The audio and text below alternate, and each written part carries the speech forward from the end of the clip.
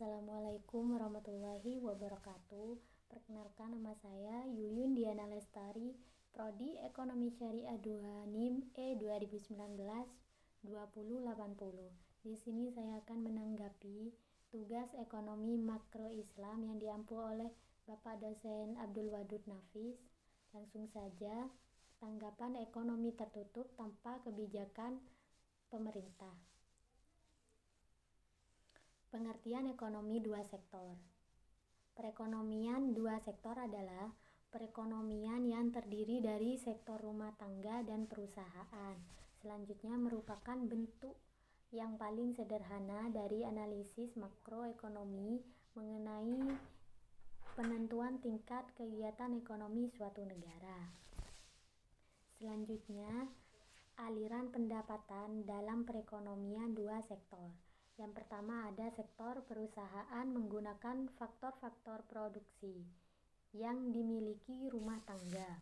Dan yang kedua, sebagian besar pendapatan yang diterima rumah tangga akan digunakan untuk konsumsi, yaitu membeli barang jasa yang dihasilkan oleh sektor perusahaan.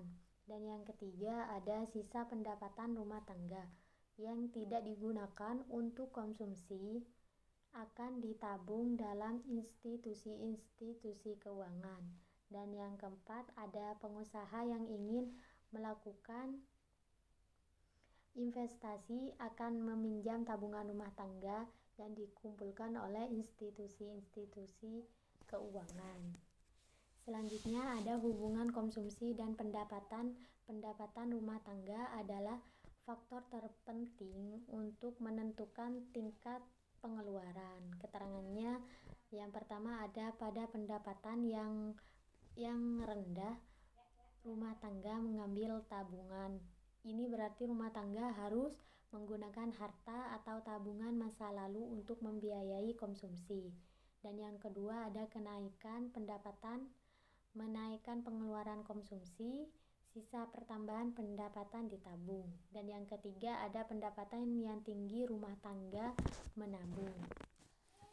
Kemudian ada kecondongan mengkonsumsi. Yang pertama ada kecondongan mengkonsumsi marginal atau MPC, merupakan perbandingan di antara pertambahan konsumsi AC yang dilakukan dengan pertambahan disposable income yang diperoleh MPC sama dengan AC atau AED.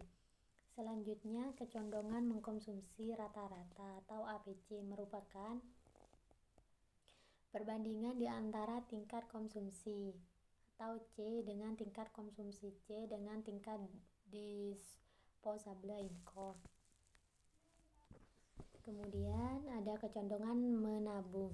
Kecondongan menabung marginal merupakan perbandingan di antara pertambahan tabungan AS dengan pertambahan di disposable income. Selanjutnya ada kecondongan menabung rata-rata, menunjukkan perbandingan di antara tabungan dengan pendapatan disposable.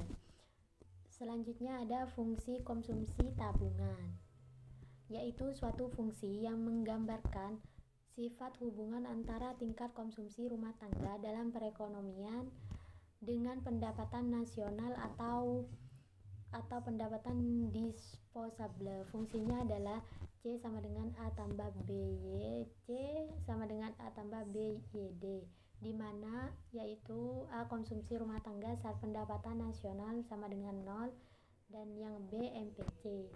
Selanjutnya ada fungsi tabungan.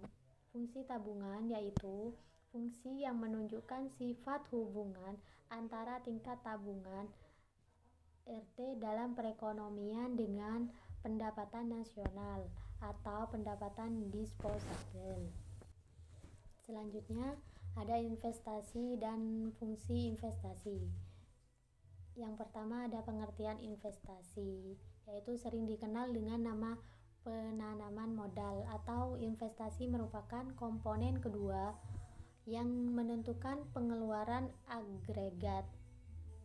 Investasi merupakan pengeluaran atau pembelanjaan penanaman modal atau perusahaan untuk membeli barang-barang modal dan perlengkapan-perlengkapan produksi barang dan jasa yang tersedia dalam perekonomian. Kemudian ada investasi meliputi pengeluaran untuk satu pembelian barang modal yaitu mesin-mesin dan peralatan produksi untuk mendirikan berbagai jenis industri dari perusahaan. Dua, ada pengantan barang-barang modal yang telah diapresiasikan, dan yang ketiga ada pengeluaran untuk bangunan kantor-kantor, pabrik, dan lain-lain. Dan yang selanjutnya nomor 4 yaitu pertambahan nilai stok barang-barang yang belum terjual.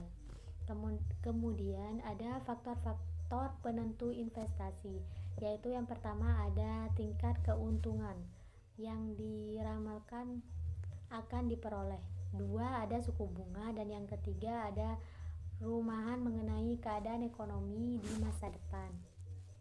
Selanjutnya yang nomor 4 yaitu kemajuan teknologi, dan yang nomor 5 ada tingkat pendapatan nasional dan perubahannya, dan yang terakhir ada keuntungan yang diperoleh perusahaan-perusahaan. Selanjutnya, fungsi investasi merupakan fungsi yang menunjukkan hubungan antara tingkat investasi.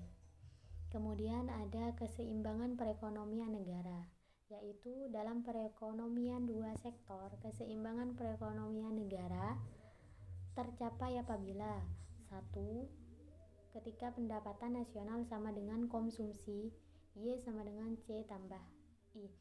Dan yang terakhir ada investasi sama dengan tabungan, yaitu I sama dengan S. Mungkin sampai di sini saya akan akhiri. Wassalamualaikum warahmatullahi wabarakatuh.